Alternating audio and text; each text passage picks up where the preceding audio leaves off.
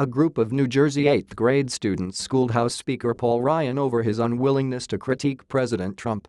About half of the more than 200 students from South Orange Middle School refused to pose for a photo with Ryan during a school trip to Washington, D.C. last Thursday.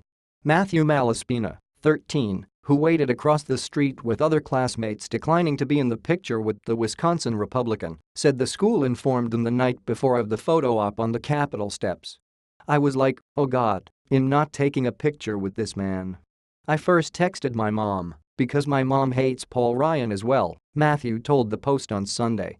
"And I was saying to her, oh God, I can't do this. I can't take a picture with him." She said that was completely fine, just be respectful.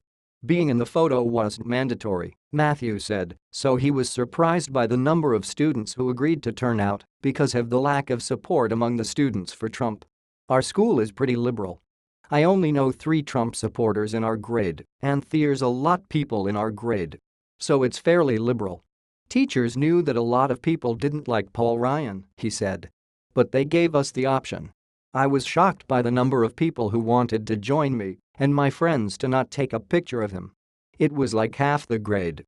His mom, Alyssa Malaspina, said she's proud of her son for standing up for his principles. "I'm proud of him that he chose to not do that, and I'm proud he did so in a respectful manner," she told the Post.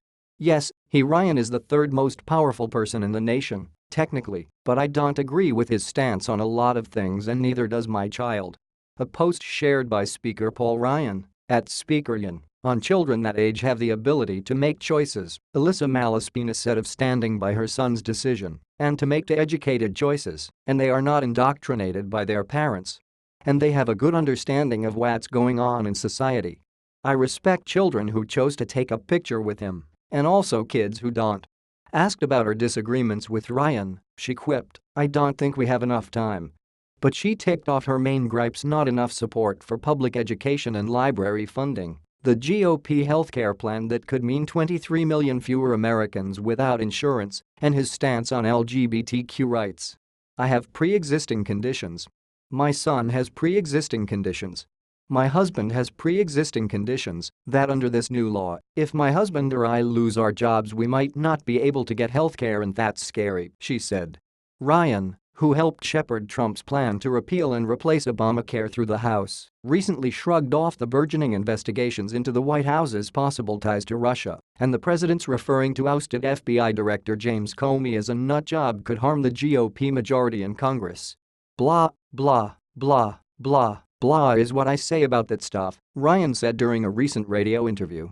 Matthews said Ryan probably didn't understand that half the kids were across the street peacefully protesting and was bothered that he still posted a picture with the students on Instagram titled "Got That Number Friday Feeling."